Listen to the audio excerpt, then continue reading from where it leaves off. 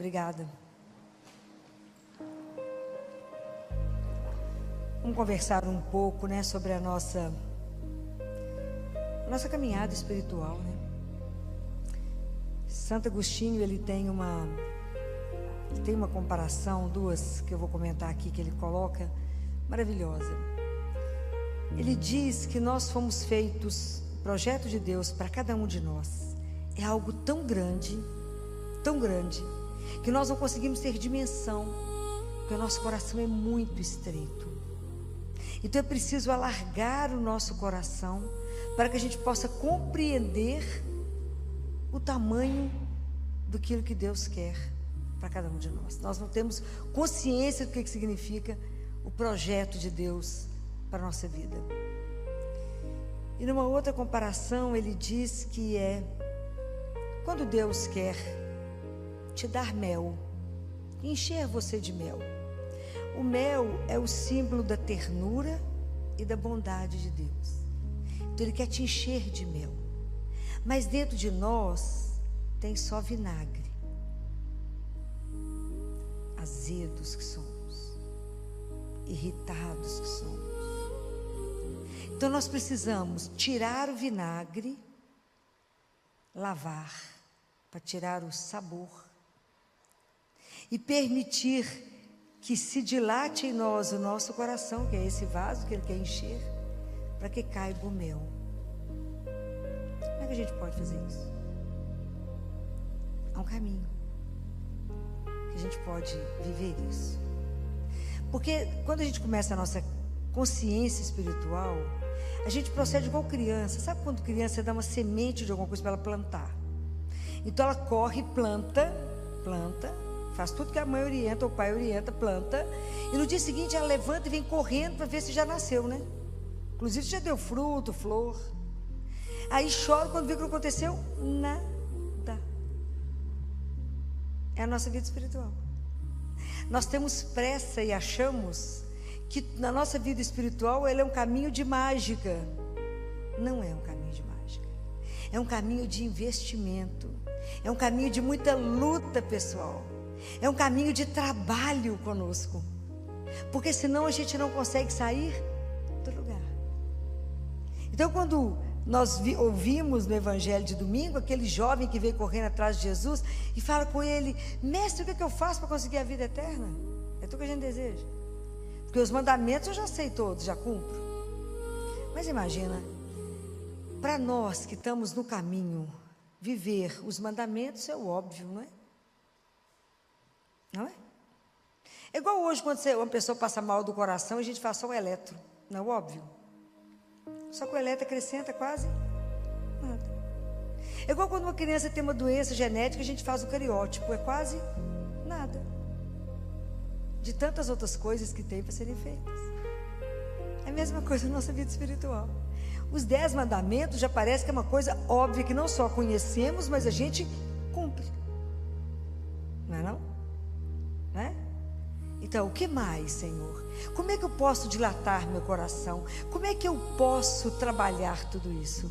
E é tão interessante que naquele livro, O Diálogo, Catarina de Siena, lembra? Vocês já leram? Algum de vocês que já leu? Já leu? Folheou? Ninguém leu. Catarina de Siena é a segunda doutora da igreja. A primeira, Teresa de Ávila. A segunda, Catarina. Deus Pai fala com ela assim: Catarina, você precisa me fazer 3 pedidos. É luta que eu vou falar agora. Só podia vir de um pai, né? Só podia vir do pai. Então você me peça, Catarina, um coração que seja inflamado pela caridade. E a caridade, ela é alimentada, sustentada pela paciência e humildade. Se você não tiver uma das duas, então você não tem nada. Isso é só o primeiro pedido.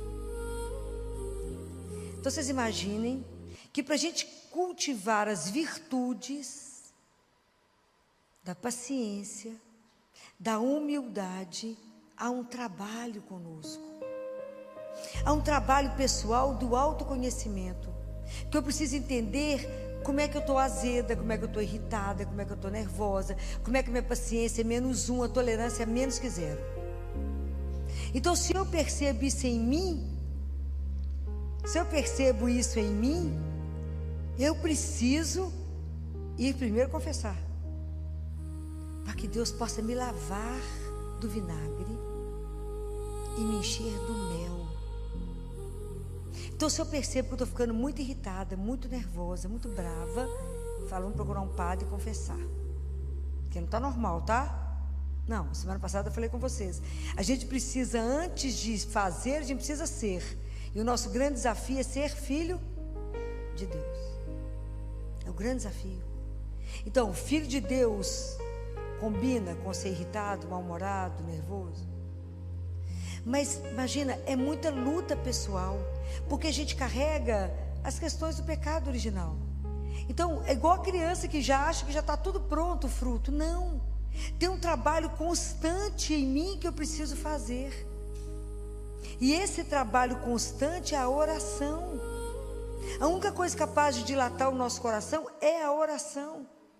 Então eu preciso pedir a Ele a graça de me ver. Fala, me ajuda a perceber os meus pecados.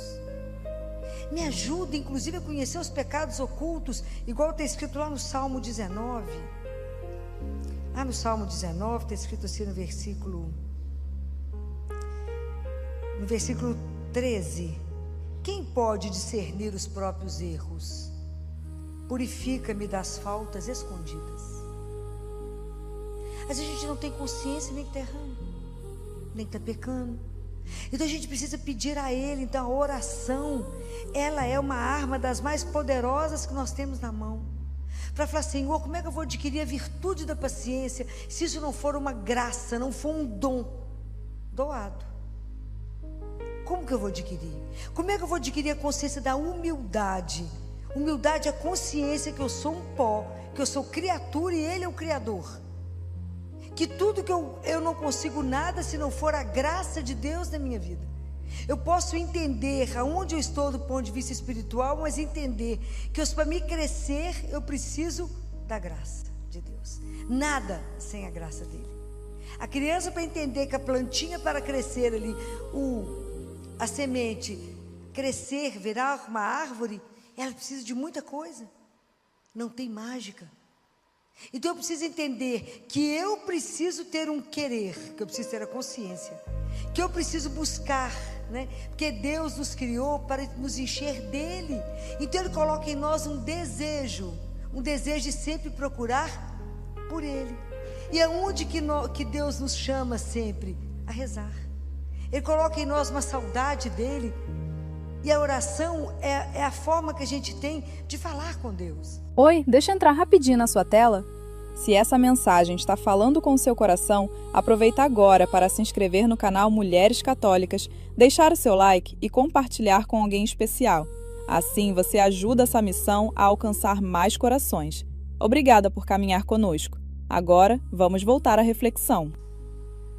Quando ninguém mais quiser te escutar, quem te escuta? Deus. Então é pela oração. Quando você estiver vivendo uma situação que não tem mais saída do ponto de vista humano, quem te escuta, quem pode resolver? Deus. Quando você estiver numa solidão, se sentindo péssima, sem ninguém mais, quem está com você? Deus. Então nós temos que estreitar esse laço. Nós temos que aprender eu já falei com vocês mais de uma vez do Van Thuan, que é o François, né? É o Van Thuan, que foi aquele arcebispo de Xangai, que foi preso quando o comunismo chegou em Xangai. E ele ficou preso durante 13 anos. Dos 13 anos, 9 anos foi em confinamento absoluto. E a única coisa que fez ele sobreviver foi a oração. Que ele conversava com Deus o tempo inteiro para não ficar louco. Chegava um momento que ele não conseguia mais rezar, porque as Bíblias foram queimadas, tudo foi queimado, todos os livros de oração. Ele tentava escrever os trechos da Bíblia que ele lembrava. Então ele chegava um momento que ele só falava Ave Maria, Ave Maria, Pai. Ele não conseguia, de tamanho esgotamento. Mas foi a oração que manteve. Ele conseguiu sair, né? Ele foi libertado. Ele se tornou um símbolo de esperança. Trabalhou no Vaticano com Paulo II, Bento XVI, era amigo pessoal deles. E quando ele morreu, Bento XVI iniciou o processo de canonização dele. Então, é preciso entender que a oração, ela vai ser a nossa grande força, porque é pela oração que eu consigo me ver. Eu consigo me colocar diante de Deus. A palavra de Deus, nós vimos que ela é como uma faca, ela revela aquilo que somos. Quando eu vou rezar, Deus vai me ensinando que eu não posso pedir coisas tipo assim: ô Senhor, aquela pessoa me fez mal, então eu só podia me vingar nela. Não vamos pedir isso nunca. Você nunca vai começar a pedir a Deus coisas supérfluas. Nunca. Você vai começar a pedir o Espírito Santo para que Ele te ajude. Você vai começar a tomar consciência e começar a pedir pelas virtudes. Fala: Senhor, me dá fortaleza. Senhor, me dá temperança. Senhor, me dá paciência. Senhor, me ajuda a perseverar. Porque nós não vamos fazer nenhum caminho espiritual sem perseverar. Não há mágica. Eu tenho que rezar todos os dias. Então eu preciso pedir a Deus a graça da constância. Me ajuda a rezar todos os dias. Me dê o desejo de procurar pelo Senhor todos os dias, a permanecer em Deus, porque está escrito que se aquele que permanece em mim e eu nele, esse dá muito fruto, porque sem mim, nada. Então a gente precisa pedindo essas coisas a Deus. A gente vai pedindo a Ele: me ajuda a me ver, me ajuda a reconhecer os meus erros, me ajuda a acertar o caminho, me ajuda a ver a vaidade, o orgulho, a prepotência. Me ajuda a reconhecer isso em mim. Eu quero ser cheia mesmo do mel de Deus. Então me tira esse azedume do vinagre. Me ajuda. Eu preciso revelar um Deus que é meu Pai. Eu preciso convidar outras pessoas para viver a mesma coisa. Então pedir a Deus que nos inflame nesse coração. Me dê um coração inflamado, meu Pai, pela caridade, nutrido pela humildade e pela paciência. Uns com os outros, ter paciência, que até comigo mesmo no caminho, saber que eu não sou aquilo que eu imaginava, saber que eu não tenho as virtudes como eu gostaria, que eu não desempenho as coisas como eu gostaria, que eu não faço o bem que eu deveria fazer, mas faço o mal que eu não gostaria. Me ajuda a entender a miséria, a fraqueza, mas me dê constância e me dê a graça, porque na medida que eu vou me colocando diante do Senhor, pela oração, meu coração vai sendo transformado, dilatado, até que eu possa compreender todo esse processo. E Deus é tão doce que Ele não pede nada antes que a gente tenha maturidade. Porque o segundo pedido, a segunda coisa que Ele sugere a Catarina é: primeiro, esse coração da caridade, né? Inflamado de amor, né? Poder amar a Deus, amar aos outros, né? Ele fala: eu te dou o próximo para que você possa amá-lo, já que você não pode fazer isso por mim, faça pelo seu irmão. Olha que luta. A segunda coisa, ele diz: peça um coração que você submeta, né? Você passe a desejar a minha vontade, a sua vontade se submeta à minha. Nós cantamos que agora é mesmo, que a vontade de Deus é perfeita, é soberana, mas o tanto que isso é difícil. Fala: Senhor, eu só tenho certeza que eu tenho que fazer a sua mesmo? Tem certeza? Quando Ele fala não, então eu falo, já falei isso com vocês que outras vezes, que a gente até é capaz, e muitos de nós já sabemos dar a mão para Deus. Fala: se o Senhor me der a mão, eu não tenho medo. Dar a mão, acho que a grande maioria que dá conta. Mas será que a gente dá conta de dar a mão para Ele e fechar os olhos? Não é que é, Filó? Fecha os olhos, dá a mão para Ele e deixa Ele te guiar onde Ele quiser. De vez em quando nós vamos abrir um olho no meio do caminho e falar: será que Ele está levando para que lado? Porque a nossa confiança nele é mais ou menos. Estou falando mentira? Não. Está vendo como é que é um caminho que a gente tem que purificar? Está vendo como é que é um caminho que a gente precisa investir? Como é que a nossa vida interior é algo que a gente precisa de verdade levar a sério? Fala: Jesus, eu confio no Senhor mais ou menos. O Senhor perdoa, mas é mais ou menos. Eu tenho que ser verdadeiro, porque eu não confio de tudo. Eu não confio falando assim: mas será que Ele me escutou nessa oração? Será que Ele vai dar realmente aquilo que é certo para mim? Será? A nossa confiança é pequenininha, né? Já falei, nós às vezes precisamos de muitas provas. Às vezes nós precisamos ainda dos milagres. Falei isso outro dia. Junto de Jesus tinha 3 grupos que caminhavam com Ele: a multidão, os fariseus e os discípulos. Os discípulos se comprometiam, a multidão quer o milagre, quer o sinal, e os fariseus criticavam. Em qual delas nós nos enquadramos?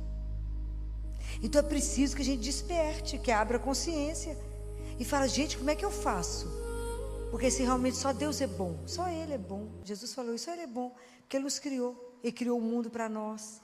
Só você parar e olhar tudo que Ele fez para nós. É encantador. Cada vez que você olha uma coisa, você fala, nó, que criatividade, que espetáculo que Ele fez isso. Só Ele poderia nos ter dado Jesus. Tem coisa mais doce na nossa vida que Jesus. Só Ele está sempre atento a tudo. Só Ele pode nos amar como Ele ama. Só Ele pode cuidar de nós como Ele cuida, por causa da bondade dEle. E a gente ainda fica duvidando, fala, será que me ama assim mesmo? Será que é assim mesmo? É assim, eu digo. Aliás, é muito mais do que isso. Fora o que Ele criou para nós que a gente ainda não viu. Os olhos não viram, o ouvido não viu, nenhuma mente é capaz de pensar aquilo que Ele criou para aqueles que o amam. É muita coisa. Então por isso nosso coração precisa ser dilatado e aprender. Mas até a gente aprender a fazer a vontade dEle, eu já falei com vocês, vou sugerir aquilo que Ele ensinou também. Na hora que falar, seja feita a vossa vontade, curve a sua cabeça. Aprenda a entregar as pequenas coisas para Ele. Fala, Jesus, eu queria isso, mas se o Senhor não quiser, seja feita a vossa vontade. Aprenda a entender isso. Aprenda a se entregar, aprenda a confiar. Eu fico pensando que quando a gente estava lá na Santa Casa, numa luta para conseguir 10 salas para montar o autismo, o ambulatório de autismo, que a Santa Casa vai entregar agora na entrada do ano um presente para a sociedade encantador. Santa Casa está abrindo um serviço de atendimento exclusivo para o SUS, né, para as crianças carentes de autismo, de altíssimo nível, né, de chorar de emoção. Nós vamos inaugurar isso em breve, né? E esse projeto ele só vai existir primeiro porque a direção da Santa Casa abraçou o projeto. Toda o provedor, com toda a superintendência, abraçaram. E segundo, porque o senador Rodrigo Pacheco bancou em dinheiro. Senão, não teríamos isso. E isso vai ser algo espetacular. Vai ser da gente chorar. Nesses dias eu brincava com o provedor. Ele estava vendo lá a gente terminando as reuniões e falou, essa inauguração, falei, vai rolar lágrimas, senador, o provedor. Vai ter, o que vai ter nessa inauguração? Eu falei, muitas lágrimas, porque é um projeto de chorar. Projeto encantador, trazendo as pessoas que irão trabalhar, desde os psiquiatras, os neurologistas, a turma que vai trabalhar de psicólogo. Tem inclusive um psicólogo que é autista. Terapia ocupacional e as coisas que estarão lá, esse projeto é encantador, porque ele vai cuidar da criança até 18 anos, quando ela vai ficar inserida no mercado, vai ter diagnóstico, tratamento, inserida no mercado. Enquanto as crianças estiverem tratando, os pais serão acolhidos e cuidados, e as prefeituras do interior que quiserem mandar as equipes de saúde serão treinadas de forma gratuita. Então é algo espetacular que a Santa Casa vai entregar. Está em obra. E aí eu numa luta com 10 salas, rezando diante do Santíssimo, Jesus, só está vendo a situação da criança pobre, Jesus. Só vê criança e pobre, Jesus, me ajuda, abre as portas, né? Eu na luta por 10 salas, Jesus deu um prédio. Tudo que Ele dá é sempre maior, né? Sempre assim. A gente nunca podia imaginar, e é um prédio, o senador falava, filósofos precisam de ter algo da própria Santa Casa. E aí tinha um prédio mesmo, ali, ó, que vocês passaram diante de São Lucas, do outro lado, tem Araújo e tem a Pacheco, é um prédio em cima da Pacheco que estava fechado. Lá será inteiro do autismo das crianças do SUS. É de chorar. O dia que inaugurar, vocês vão ver que tecnologia, que tudo, sim, que orgulho a gente poder entregar isso, a Santa Casa poder entregar isso para a sociedade mineira, né? Assim, é de chorar. Então, eu pensando em 10 salas, tinha um prédio, né?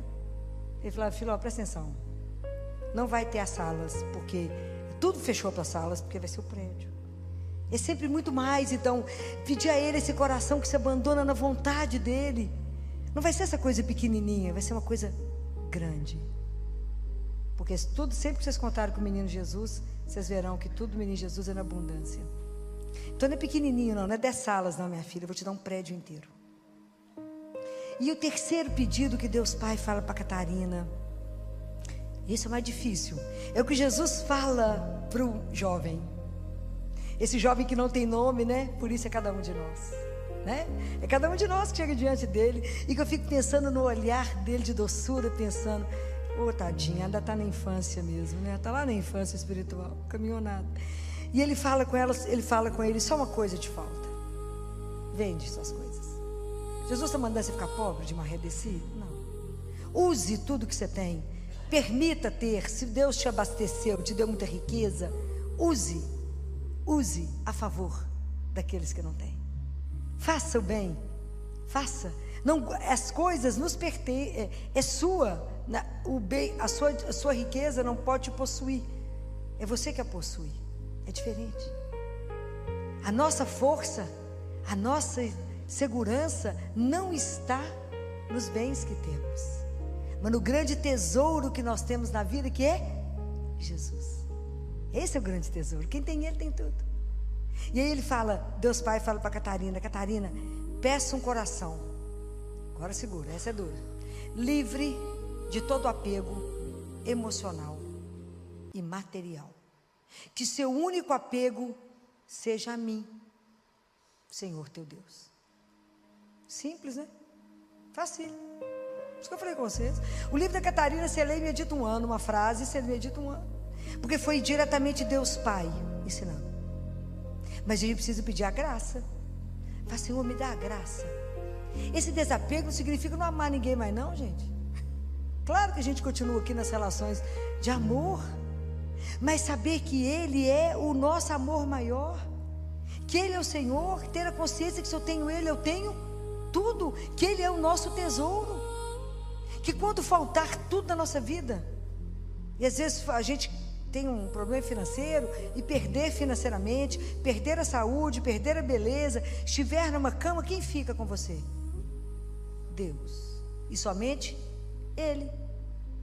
Porque Ele nunca vai nos abandonar, porque o amor que Ele tem por nós é algo impressionante. E descobrir isso é descobrir o maior tesouro que nós temos na vida. A maior riqueza que nós temos na vida é Jesus. Deve ter uma semana eu tive a oportunidade de ter uma conversa que é um presente, né? Deus me dá uns presentes que é assim. 2 pessoas da Santa Casa presenciaram essa conversa e ficaram emocionados e choraram. Porque era uma freira que queria me conversar comigo, que não era de Minas Gerais, do estado do Espírito Santo, 53 anos, em fase terminal de câncer. E ela, vocês tinham que ver a carinha, eu fui conversar com ela, liguei para ela de vídeo, para conhecê-la. Porque a médica que cuida dela me achou. Ela então está com diagnóstico terminal, está internada. Ela sempre foi missionária, então ela, como diz ela comigo, doutora, ela é muito calminha, eu sempre vivi da providência. Então tudo que eu ganhei eu guardei. Então, doutora, como eu estou, eles falaram que eu só tenho de 1 semana a 30 dias. Mas eu falei com eles que 30 dias é muito tempo, doutora. Quantos de nós vai falar isso? Reza, Filó, para ele ficar mais tempo. É muito tempo, doutor. Hoje eu estou pronta. Então eu comecei a entregar minhas coisas. Imagina o que ela tinha. Uma correntinha para um tercinho para o outro, né? Comecei a distribuir minhas coisas, doutor, porque eu não preciso de nada. Mas eu falei assim com Jesus: Jesus, eu sei que eu devo ter um dinheirinho guardado, que deve ser assim uma gotinha, porque eu nunca usei nada, Jesus. Mas, Jesus, eu quero que o Senhor ache a doutora Filó para mim, lá no Espírito Santo. Porque o dinheiro que eu tenho é para os meninos dela. Só tem que achá-la para mim. Achou ou não achou? Achou. Não é espetacular? Eu acho espetacular essas coisas. E aí nós duas conversando sobre morte. Você imagina que espetáculo foi essa conversa. O povo chorava. Sobre a ida, né? Sobre a ida. Está quase indo. Ela já viu Jesus no quarto 2 vezes, já confessou com ele. Ela é muito interessante. Ô doutor, eu acordei hoje, estava tudo tão branquinho. Falei, fui. Aí encostei em mim, ainda tinha corpo. Falei, ainda estou aqui. É igual a gente, igualzinho, certamente igual, né? E aí ela falou, doutora, eu juntei, mas é uma gotinha só. Mas essa gotinha é para os meninos da senhora. R$83.500. Falei com ela, essa gotinha vai virar uma gotona. Porque é na bênção de Deus. Falei com ela, nós vamos reformar o CT infantil. Primeiro, o CT dos recém-nascidos. E tanto que eu mandei para você a conta só dos recém-nascidos. Essa conta, que está aí com o símbolo da Santa Casa, é só para os recém-nascidos. Nós temos que acabar de juntar o dinheiro. O Ministério Público já nos ajudou, com o dinheiro das multas, olha que bacana. E reverte numa coisa bacana, ó. E junta a sua, e vamos juntando, e nós vamos chegar lá. E aí eu falei, lá vai salvar muita criança, é muito bebê que vai ser salvo. E aí falou, pois é, doutor, mas é pouquinho. Eu falei, é nada, é muito dinheiro que vem com a bênção. Vai multiplicar, isso aí vai multiplicar, não tenho dúvida. E aí você vê a conversa e a tranquilidade dela do ir, né? Do desapego a tudo, desapego, tudo entregue. E conversando sobre a vida, sobre o ir, sobre ficar com Ele, sobre estar com Ele. Alegria de poder voltar para casa, alegria de saber que alguém te espera. Ó, que paz, rindo, parecia que estava com uma viagem internacional mesmo. Tranquila, o povo apavorado, o povo lá que presenciou a conversa chorando. E ela naquela tranquilidade, pois é, doutor, vamos ver se não demora um mês, que é muito. E é espetacular como é que Deus vai juntando o povo dele. E isso é um testemunho para todos nós. Isso é um testemunho de desapego. Está lá na cama, não está nada agarrado a nada, pedindo mais nada, só entregando. Falou, você quer ficar com isso, quer ficar com aquilo?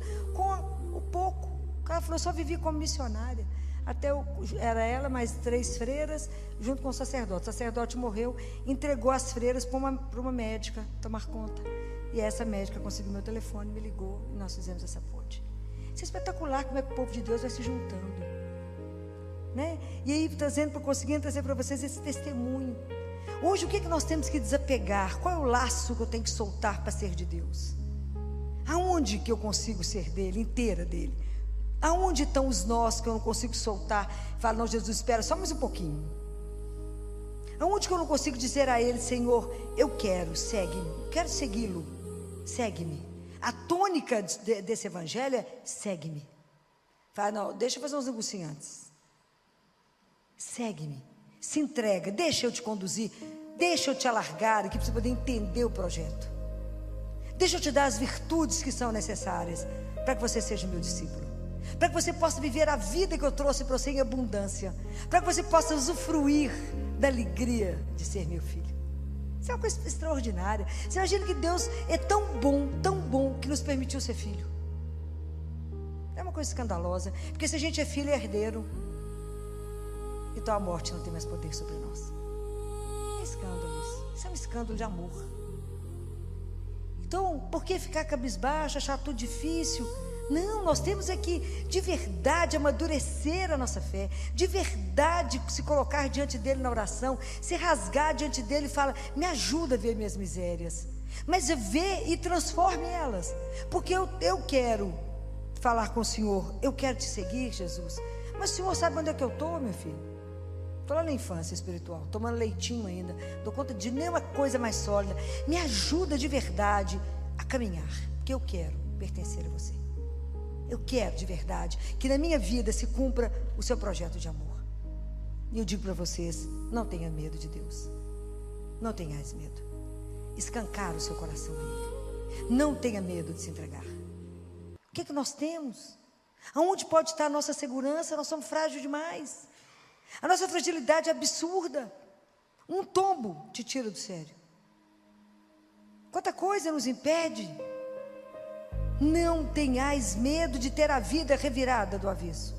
Não tenhais medo de abrir mão dos seus pequenos planos para deixar Deus cumprir o grande sonho dele na sua vida.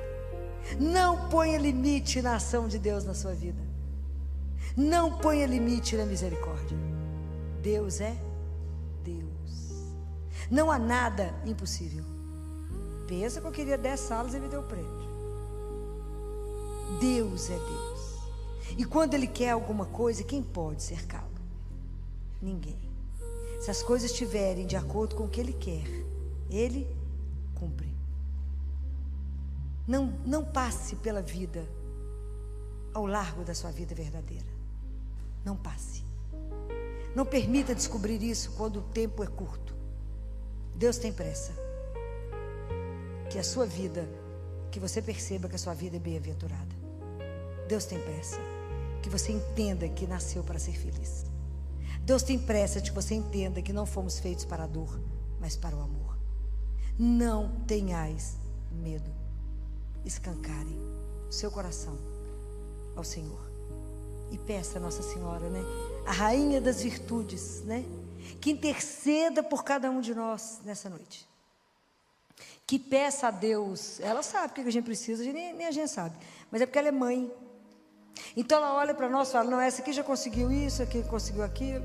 Os 3 pedidos que Deus Pai fez para Catarina, a gente nem ousou pensar neles, porque é duro, não é fácil, mas que ela nos ajude a conseguir cumprir isso que Deus pediu a Catarina, que isso também seja uma oração nossa. O primeiro coração inflamado de caridade, nutrido pela paciência e pela humildade. O segundo coração que deseja cumprir a vontade dele acima de tudo na nossa vida. E o terceiro coração que seja desapegado de todos os bens materiais, espirituais, emocionais e apenas apegado a Ele. Ele ser o nosso centro, o nosso Senhor, o nosso tudo. Não é uma tarefa fácil. Eu nem ousei começar. Mas pela graça de Deus, pela intercessão de Nossa Senhora, que a gente possa um dia oferecer ao nosso Pai, quando a gente chegar lá, porque isso é um trabalho de uma vida, que quando a gente chegar lá e Ele é aquele que nos espera, a gente falar, ao coração que o Senhor pediu a Catarina, nós copiamos e lutamos, para que a gente pudesse te entregar um coração melhor do que aquele que a gente tinha lá. Louvado seja nosso Senhor Jesus Cristo. Para sempre seja.